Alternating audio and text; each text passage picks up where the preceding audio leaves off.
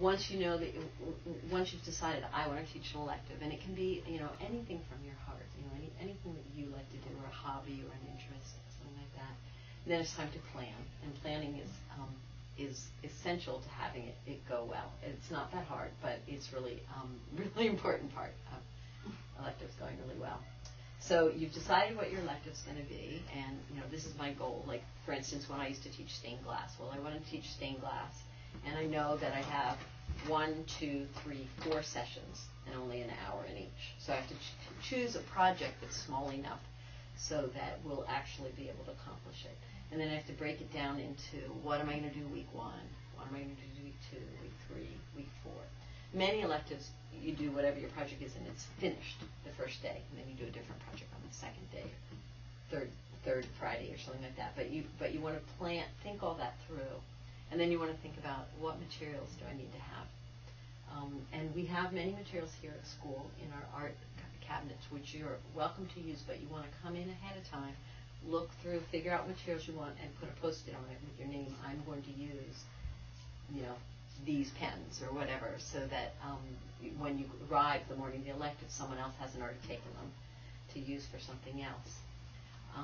Otherwise, you can also purchase other materials that you want to use. Some parents purchase things and use that as a kind of a way to donate to the school. If you're doing something really expensive, we have, you can give us a receipt. We figure $25 is probably the top we want you to spend on materials that we'll reimburse you for, because we have a limited budget. But if you buy materials, you need to have a receipt with only the materials for the school on it. You can't have a receipt that has groceries and then, and here were the things I needed for the elective, because of the way we're audited. So you have you bring your receipt with your name on it, give it to Satisha in the office, and she will reimburse you. Any questions so far? Okay. So now, planning the elective. I've been wanting to teach about this for a really long time, because there are some teacher tricks that make life so much easier if you're working with kids.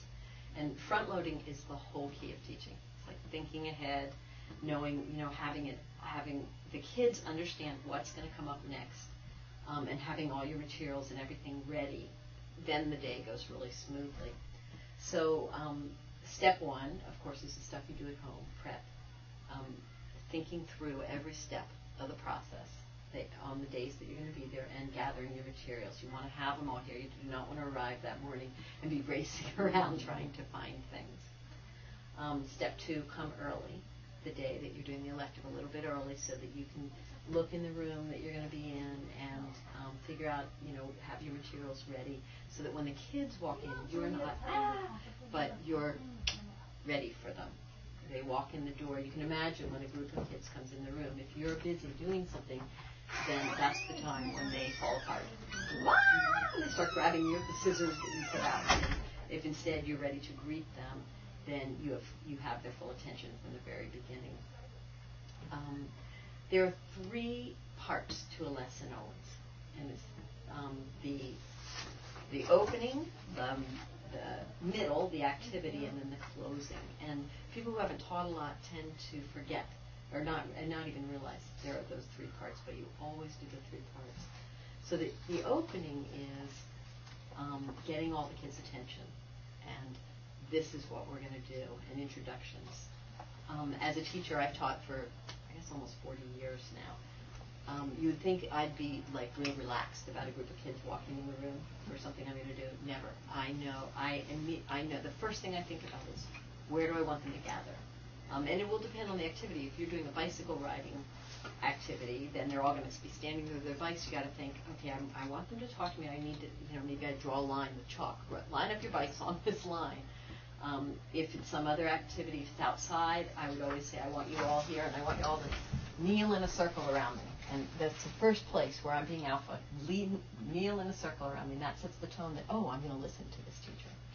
Rather than, this is, woo, we're doing whatever we want. Kneeling down works, because if kids are standing, then their legs love to move. So then you're trying to talk to them, and they're moving around. So if you have a kneel or sit, I put chairs in a circle if I'm inside, or if that's the easiest, if they know where you want them to sit. and just say, sit down, I'm going to tell you really quick what we're going to do. I'm so glad you're all here.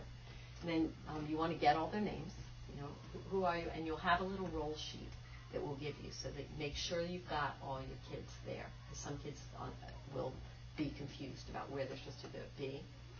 If you have a kid that's not on your roll sheet, send someone to the office to find out why, because kids are not allowed to switch electives.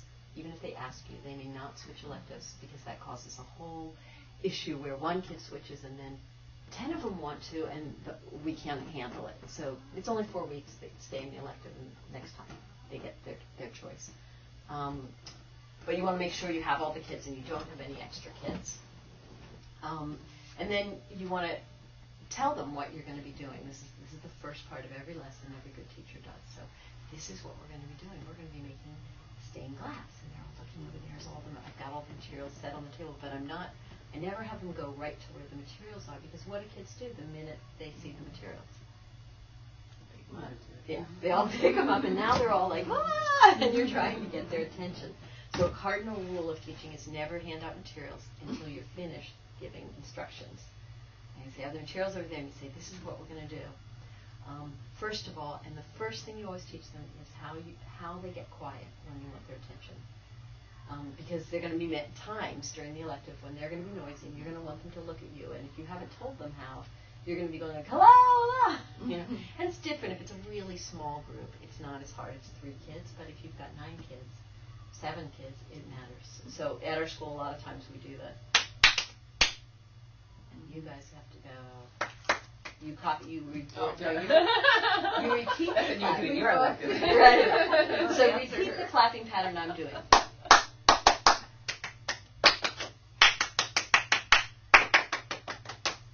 And see how you're quiet now and looking at me? Whenever I do that, I want you to look at me. If your group didn't respond that well, like they were still having trouble, say, let's practice again.